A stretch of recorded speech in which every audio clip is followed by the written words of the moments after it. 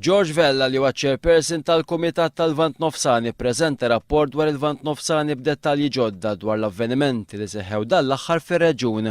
Fost dawn hemm it-talba tal-Palestinjani biex ikunu rikonoxxuti bħala stat membru u l-bdil ta' priġunieri bejn Iżrael u l-Ħamas. Ħoloq ħafna dibattitu kif jagħmel dejjem, però dibattitu kostruttiv ħafna. Tista' irnexxieli illi nżommuhom it-tnejn jirrispettaw il-met jagħmel ir-rapport, ma jistawx jakkużaw klab bajjes u laqqas xi ħaġa oħra, u naħdmu b'dik l-iskop wieħed li dawn b'xi mod nikkontribwixxu biex din l-imbirka problema tal-Middle East tissolva xi darba. Waqt l-Assembleja Parlamentari saru diskussjonijiet fuq riżoluzzjoni finali li ġiet ippreżentata biex tiġi adottata mill-Assembleja Parlamentari Mediterranja dwar il-Lvant Nofsani.